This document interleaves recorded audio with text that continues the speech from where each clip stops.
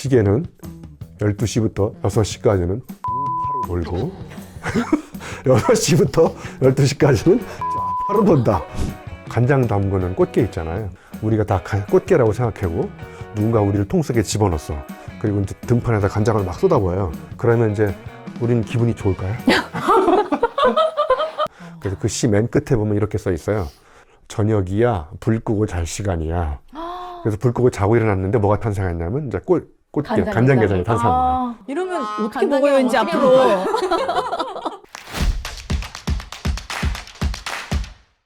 안녕하세요. 온토리TV 민수경입니다. 오늘은 박정아 소장과 함께 인사드립니다. 안녕하세요. 너무 오랜만이에요. 더운데 왜 부르신 거예요? 오늘 제가 이제 이렇게 모신 이유는 시 이야기 좀 하려고. 시? 시. 웬 시요? 시 좋아해요? 저 하상욱 시인 좋아해요. 하상욱 시인이 쓴 글 중에 얼마 전에 본 거 재밌는 거 있었는데 안 불렀는데 왜 나왔니?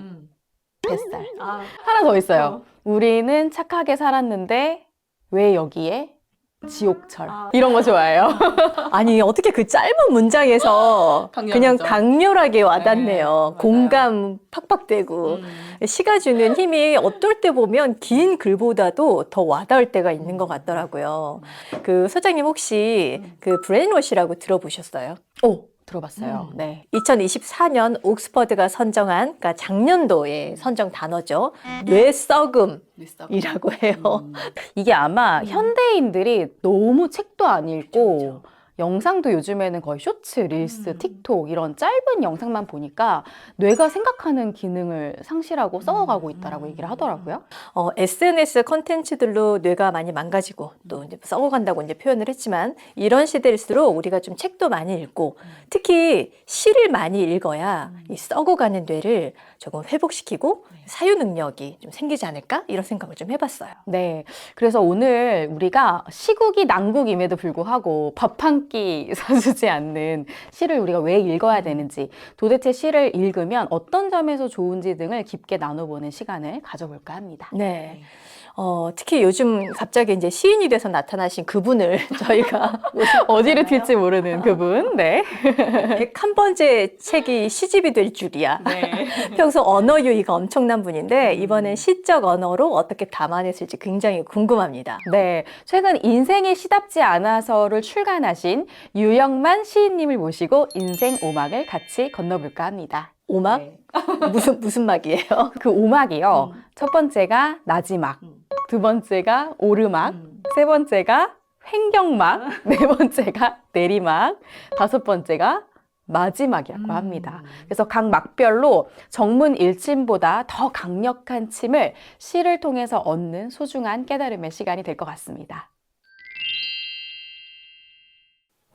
네, 이제 본격적으로 오늘의 시시한 북토크를 시작해 보려고 합니다. 그 첫 번째 막 이름은 나지막입니다. 오늘의 주인공 기다리느라 조금 지루하셨을 것 같습니다.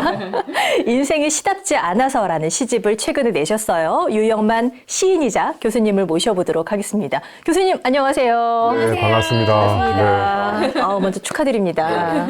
맞습니다. 저는 이 책을 받아보는 순간 네. 제목에서 이미 한 방 맞은 느낌이었어요.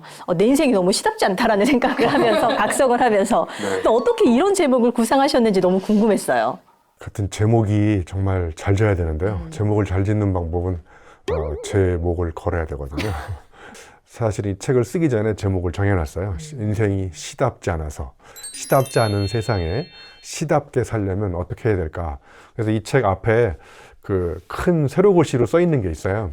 우리 박정아 선생님 한번 읽어보시겠어요? 네, 삶이 시답지 않아도 사람은 시답게 살아야 사람답게 산다. 네. 그러니까 우리가 살고 있는 현실, 삶은 정말 시답지 않은데 그럼에도 불구하고 이 사람은 시답지 않은 난국을 돌파하려면 어떻게 해야 되냐면 시답게 살아야 그래야 이제 사람답게 살 수 있다. 저는 이런 의도로 이제 책 한 권의 전체 내용을 한 줄에다가 표현한 거예요. 네. 네, 그럼 시답게 살아간다라는 말에는 여러 가지 의미가 담겨 있을 것 같은데 그 중에 가장 중요한 의미는 무엇일까요? 제가 좋아하는 시인 중에 조원희 시인이 있거든요. 시인이 쓴 시집 제목이 염증이에요. 이렇게 써 있어요. 사랑은 하나의 염증. 너라는 이물질이 내 몸 안에 침입해가지고 통증을 유발한다는 거예요. 사랑이 그럼 이 앞에 사랑은을 시로 바꾸면 어떻게 될까요? 시는 하나의 염증. 그러니까 저는 이제 많은 책을 읽지만 그 중에 시집을 많이 읽거든요. 그러면서 한 문장을 만날 때마다 그 시라는 한 문장이 제 몸에 들어와가지고 염증을 만들어요. 자, 우리가 좋아한다는 말과 사랑한다는 말이 있잖아요. 사랑한다는 거는요, 그냥 그 존재 자체를 사랑하는 거예요. 그러니까 우리가 시답게 산다는 것은 시를 좋아하는 게 아니라 시를 사랑하는 거야. 그러면 그 시 자체를 사랑하는 거니까 이 삶이 아무리 힘들고 괴롭다고 할지라도 시를 사랑하면서 거기서 얻었던 문장 한 문장 한 문장을 가지고 사람답게 살려고 노력을 하는 것 같아요. 그게 바로 제가 첫 번째 시답게 사는 것이 바로 시를 사랑하며 사는 거구나, 이런 생각을 한번 해보게 됐었어요. 예. 아까 교수님이 염증 얘기하다 보니까 저도 뭐 하나가 생각이 났는데 그 한민복 시인의 마음은행이라는 네. 시가 있거든요. 근데 거기에 이런 말이 나와요. 내 마음의 비밀번호는 이제 땡땡이다. 대표님, 이 땡땡이 과연 뭔지. 내 마음의 비밀번호? 진짜 내 비밀번호 나올 뻔했는데. 내 마음의 비밀번호는 이제 뭐 당신입니다. 뭐 이런 거. 정답이에요. 진짜 시적 상상력이 최고봉이십니다. 네. 이번에 유영만 시인님의 그 인생이 시답지 않아서에는 무려 그 비밀번호가 30개나 나오거든요.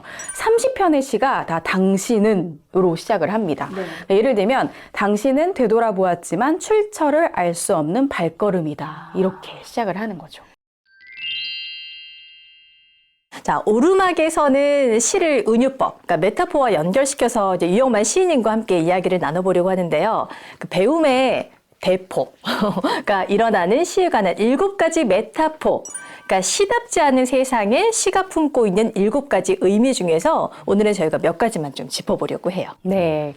사실 시인도 시가 뭔지 정확하게 정의 내리기가 쉽지가 않잖아요. 그러니까 어려운 말을 쉽게 이해하는 한 가지 방법은 은유법, 그러니까 메타포를 사용하는 것인데 유영만 시인님도 이런 은유법으로 시에 관해서 이해하는 시도를 하고 있습니다. 여러 가지 메타포 중에 몇 가지만 좀 소개해 주실 수 있을까요? 메타포가 이제 우리말로 번역하면 은유법이잖아요. 두 분 다 결혼하셨으니까 결혼은 양파다. 결혼은 왜 양파일까요? 까도 뭐가 계속 나오나요? 까도 새로운 게 나오는 게 아니라 까도 눈물이 난다는 거예요. 이제 이렇게 결혼이라는 추상명사하고 그 다음에 양파라는 보통명사를 갖다 붙여놓고 생각해 보니까 닮은 점이 있는 거예요. 공통점이. 그러니까 우리가 지금 살펴볼 메타포는 추상명사, 시가 추상명사잖아요. 추상명사 뒤에다가 시는 뭐다. 예를 들면 시는 뭐 예를 들면 회전문이다.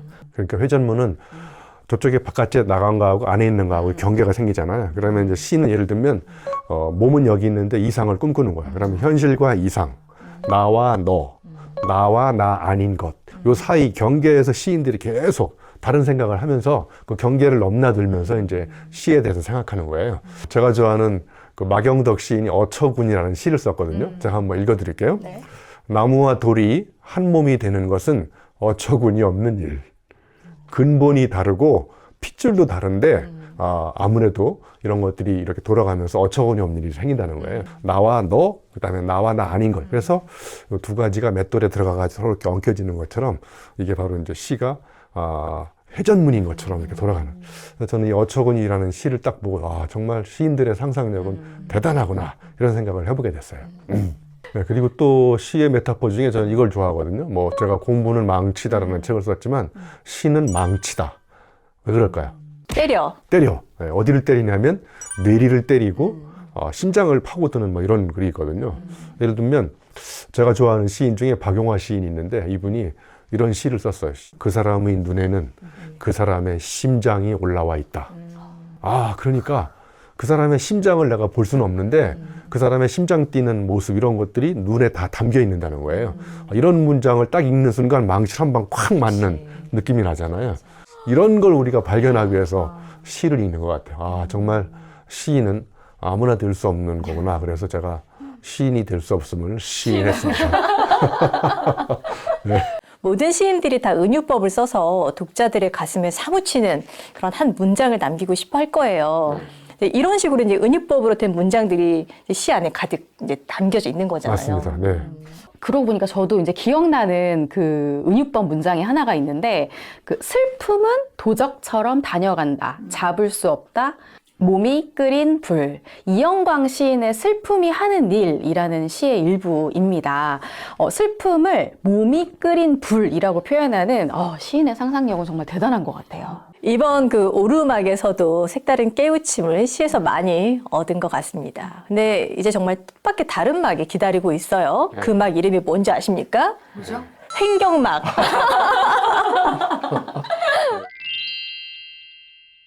횡격막이 뜻밖의 가르침과 왜 연결되는지 궁금한데요? 제가 좋아하는 철학자 발터 베냐민이 뭔가 큰 깨달음이 올 때는 머리를 막 쓸 때가 아니라 횡격막이 번쩍할 때 이때 큰 깨달음이 온다는 거예요. 그래서 제가 횡격막이라는 아주 뜻밖의 막을 쓰게 됐습니다.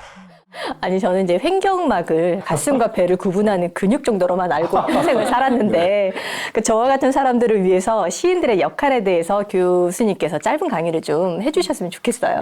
네. 시인들은 역발상의 귀재인 것 같아요. 제가 좋아하는 그 황지우 시인이 있는데 이분이 이런 얘기를 했거든요. 이타심은 이기심이다. 그런데 이기심은 이타심이 아니다. 누군가를 사랑한다는 거는 다른 사람을 사랑하지 못하게 내 가까이서 나의 만족을 하기 위해서 다른 사람을 사랑한다는 거예요. 그러니까 결국 이타심의 근본 원동력을 가만히 들여다보면 그 밑에 이기심이 저변에 깔려 있다는 거예요. 이런 거야말로 제가 보기에 시인들의 역발상이 아닐까 생각해 봤거든요. 저는 또 시인한테 배우는 게 언어의 연금술이거든요. 저는 언어가 막히면 이제 시집을 자꾸 읽어보는데 반칠한 시인이 있는데요. 이분이 나이테에 관한 시를 썼어요. 나이테는 그 여름의 연의 편지이고 겨울은 그 난중일기라고 표현해서 날씨가 좋고 따뜻하면 나무가 고생을 안 하고 쑥쑥 자라가지고 나이테가 넓어. 근데 겨울에는 막 혹독하게 춥고 눈보라치고 그러니까 살기가 쉽지 않은 거야. 그러니까 이제 그 나이테가 촘촘하게 좁은 거야. 그래서 그거를 이렇게 표현한 거예요. 난중일기는 겨울에 쓰는 거고 연의 편지는 여름에 쓰는 거구나. 이런 멋진 시를 남겼잖아요. 그리고 복효근 시인, 또 이분도 시 정말 대단하게 잘 쓰시는 분인데, 더 이상 덤이 없는 곳, 그러니까 이 생은 덤이라는 뜻. 이 시 제목이 뭔지 아십니까? 더 이상 덤이 없는 곳, 무덤. 와우. 정말 언어의 연금술이잖아요, 그죠? 아니 그러니까 이게 길게 이야기하는 게 아니라 그 짧게 이야기하는데 계속 망치예요 지금. 망치. 시인들이 정말 잘하는 게 질문을 잘한다라고 생각하거든요. 이 질문이 나온 김에 제가 이제 일본에 한번 간 적이 있는데 쯔따의 서점이라고 혹시 들어보셨나요? 네. 그 쯔따의 서점에 가면은 사람들이 이렇게 얘기하는 거야. 책은 아무도 읽지 않습니다. 도서관 아무도 안 갑니다. 그럼 이 사람이 여기다 이렇게 질문을 던진 거예요. 왜 사람들이 책을 안 읽을까? 사람들이 원하는 게 뭘까? 궁금한 게 뭘까? 그래서 정말 쯔따야 서점에 진짜 가봤는데 와 그냥 뭐 커피숍도 거기 깔려있고 뭐 천장도 높고 막 서점 안에 나무도 엄청나게 많고 그러니까 완전 휴식처처럼 만들어가지고 정말 이렇게 서점이 진보한 것도 서점의 역할에 대해서 근본적인 질문을 던진 거예요. 서점이 과연 하는 역할은 뭘까? 네, 그래서 이렇게 시인들이 이렇게 질문을 던져서 정말 아무도 가보지 않는 낯선 관문을 열어가는 거라고 저는 생각합니다. 시인은 제가 보기에 역지사지의 달인인 것 같아요. 제가 좋아하는 안도현 시인이 간장 담그는 꽃게 있잖아요. 우리가 다 꽃게라고 생각하고 누군가 우리를 통 속에 집어넣었어. 그리고 이제 등판에다 간장을 막 쏟아부어요. 그러면 이제 우리는 기분이 좋을까요? 그래서 안도현 시인이 꽃게가 돼본 거야. 그래서 꽃게가 벌이는 사투 장면을 쓴 시가 제목이 스며드는 것이에요. 그래서 그 시 맨 끝에 보면 이렇게 써 있어요. 저녁이야, 불 끄고 잘 시간이야. 그래서 불 끄고 자고 일어났는데 뭐가 탄생했냐면 이제 꽃게, 간장게장이 탄생한 거야. 이러면 어떻게 먹어요, 왠지 앞으로. 자, 또 하나는 이제 시인은 희망의 전도사인 것 같아요. 제가 좋아하는 잭 길버트라는 외국 시인이 하나 있거든요. 이분이 고집스러운 기쁨이라는 걸 하나 만들었어요, 단어를. 이 세상이 무지하게 이렇게 용광로에 막 녹아 들어가는 고통이 있어도 기쁨을 받아들이는 그런 고집이 있으면 좋다는 거예요. 그러니까 절망적인 상황에서도 우리가 희망을 포기하지 않고 주변을 보면 희망의 종류를 바꾸는 용기를 조금만 가지면 주변에 이렇게 희망이 놓여 있다는 거야. 예를 들면 제가 굉장히 잘 나가는 대한민국 강사잖아요. 네? 이 사람들이 지금 비웃고 있어요. 근데 제가 지금 김영란법 때문에 절망이거든요. 스승의 날 선물도 못 받아요. 근데 어떤 날 아이들이 대학원생들인데 선물을 갖고 왔는데 쿠폰북을 갖고 왔어요. 휴강권 이런 게 있어요. 두 번째 장을 여니까 대리운전권 이런 게 있어요. 그렇게 김영란법 때문에 절망적인 상황에서도 이 잭 길버트가 얘기하는 고집스러운 기쁨 하나만 가지면 정말 우리가 행복하게 살 수 있는 그런 비결이 있다고 생각합니다. 자, 이제 마지막으로 시인이 하는 역할 중에 저는 기호 해석가.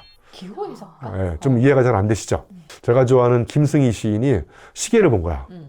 시계는 12시부터 6시까지는 우파로 돌고 6시부터 12시까지는 좌파로 돈다. 그러니까 시계 안에 우파와 좌파가 다 있다는 거예요. 그 기호로 해석을 한 거예요.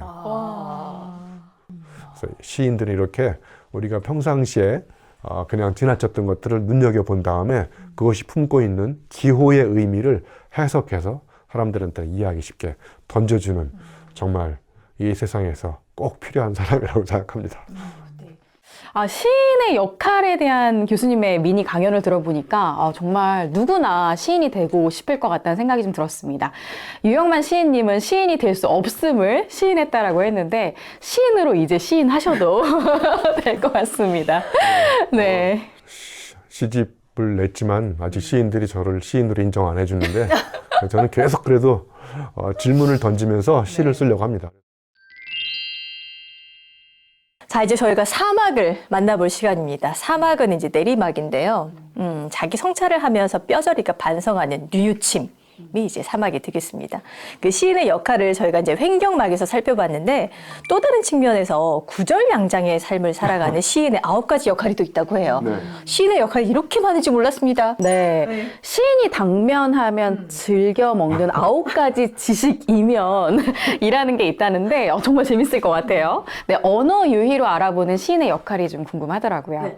시인들은 지식의 이면을 이렇게 자꾸 쳐다보면서 그 속에 숨겨진 힘이 뭘까를 보는데 제가 한번 재밌게 우리가 면으로 끝나는 말들을 쭉 조사해보니까 꽤 많은데 그중에 오죽하면 그랬겠네. 그러니까 시인이 오죽하면이라고 생각해보는 거야. 어떤 상황에서 저렇게 했을까? 오죽하면 그렇겠냐? 이렇게 이제 시인이 그 사람 입장이 공감이 돼가지고 오죽하면이라는 말을 쓰는 사람들의 심정을 그 사람 입장이 잘 들어보는 거야.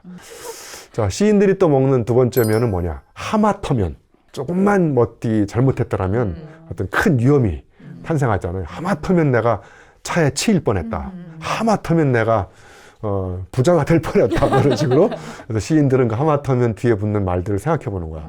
그래서 하마터면 일으킬 수 있는 그 위험, 불안감, 아니면 뭐 행운이든 그런 것들을 잘 들어본 다음에 그걸 시로 번역하는 하마터면의 불안한 작곡자라고 제가 번역을 했어요. 네. 자, 그리고 시인이 먹는 이제 세 번째 면은요. 기왕이면. 이왕이면, 기왕이면을 여러 개 보면서 그 뒤에 단어가 틀에 박힌 단어들 자꾸 떼내고 그 다른 단어를 자꾸 쓰려고 하는, 그래서 기왕이면, 이왕이면에 그걸 이제 언어를 그대로 갖다 쓰지 않고 그걸 버티고 다른 단어를 쓰려고 하는 끈질긴 저항자라고 제가 번역을 했어요. 자, 이제 시인이 먹는 네 번째 면은요. 언뜻하면. 잠깐 지나가는 사이. 그죠? 그러니까 시인들은 정말 대단한 게 빗방울이 풀잎에 떨어지는 걸 관찰한 거야. 지나가는 순간을 놓치지 않고 그걸 딱 포착해가지고, 그래서 제가 이렇게 번역을 한 거야. 시인은 언뜻하면의 순간 포착자다. 예. 다섯 번째는 걸핏하면, 툭하면. 예. 걸핏하면 박정아는 와인만 마셔. 그래서 걸핏하면에 붙는 단어들을 또 이렇게 주심히 살펴본 다음에 그 의미를 다르게 번역하는 색다른 번역자가 제가 또 이렇게. 자, 그러면 이제 다섯 번째까지 했으니까 여섯 번째. 이를테면. 시인들은 예를 들면, 이를테면, 이런 것들을 또 가만히 관찰한 다음에, 이를테면 유영만은 지식산부인과 의사야. 이런 식으로 해서 그 타성에 젖은 언어를 통렬하게 배반하는, 그래서 제가 이를테면의 통렬한 배반자. 자, 시인이 먹는 일곱 번째 면은 왜냐하면이야. 민수경 대표님은 CEO야. 시인들이 이렇게 보는 거야. 왜냐하면에다가 틀에 박힌 CEO를 쓰지 않고 이자, 272자, 깨달은 자 이렇게 쓰는 거예요. 그래서 시인들은 왜냐하면에 낯선 해설자라고 제가 써놨어요. 자, 시인이 먹는 8번째 면은 이만하면. 시인들은 이만하면에 만족하지 않아요. 나 썼어. 이만하면 됐지. 이렇게 절대로 거기서 만족하지 않고 마지막까지 계속. 그래서 이만하면의 정면 거부자가 또 시인인 것 같아요. 자, 그러면 시인의 마지막 면은 뭐냐? 어쩌면. 어쩌면 가지고 무궁무진한 상상력을 발휘하는 상상의 임신자가 저는 시인이라고 생각해요. 이렇게 면이 많은지 몰랐어요. 아니, 시인의 역할을 이런 고급진 언어 유희로 정리해서 말씀하시는 시인은 정말 처음 본 것 같습니다. 네. 그렇다면 저희는 다음 막으로 넘어가 볼까요? 네, 다음 막입니다. 자, 이제 드디어 마지막에 왔습니다. 든든한 밑받침을 마련할 시간이 다가왔는데요. 마지막에 어울리게 난국에도 시를 만나면 얻을 수 있는 몇 가지 혜택을 저희가 좀 알아보면 좋을 것 같아요. 네. 시를 읽으면은 카이로스의 시간을 보내며 사소함에 담겨 있는 사물의 급소를 찌른다. 이런 말이 있는데 이게 무슨 의미일까요? 네, 제가 이제 시인이 순간 포착자라고 했잖아요. 반출한 시인이 넝쿨 장미를 보고 이런 시를 썼어요. 넝쿨 장미가 담을 넘고 있다. 현행범이다. 왜 꽃의 월담은 죄가 아닌가? 이렇게 시인들은 흘러가는 시간을 물리적으로 보내지 않고 어떤 걸 순간 포착한 다음에 그것의 의미를 해석하는 거예요. 저희가 지금 교수님하고 이야기를 나누면서도 느끼는 게 뭐냐면 계속 제가 해보지 않았던 낯선 생각들을 자꾸 또 끄집어 내보는 그런 걸 하고 있더라고요, 스스로가.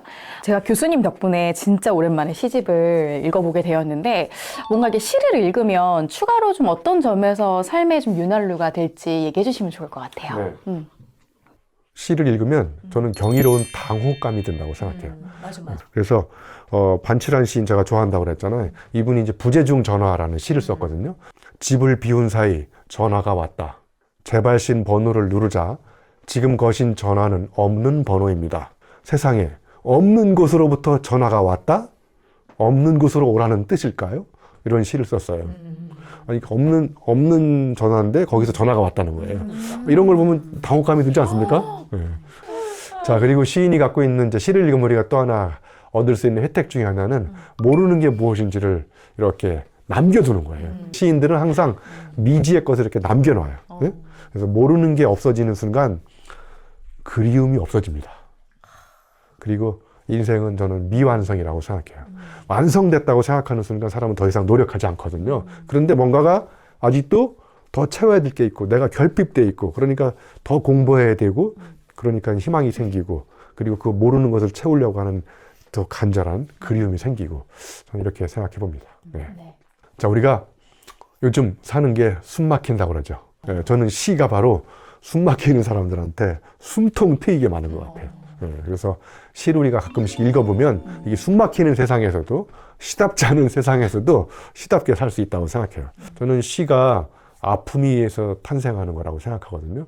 정말 힘들고 고생해 본 사람의 시를 읽으면 읽을수록 그 시가 우리의 심장을 두드리는 이유도 인간이 갖고 있는 보편적인 감성을 건드리기 때문이라고 생각합니다. 네. 오늘 시인으로 시인하지 않는 유영만 시인님과 만나서 시답지 않은 세상에 시답게 사는 방법을 좀 나눠봤습니다. 교수님하고 한 5년 친하게 지내면 이렇게 돼. 소장님 어떠셨어요? 아유, 시답지 않은 세상에 읽어야 될 단 한 권의 시집은 바로 인생이 시답지 않아서라는 점을 몸으로 깨달은 아주 소중한 시간이었습니다. 오늘 제 강의는 시답지 않았습니까? 삶이 시답지 않아도 시답게 살자. 살자.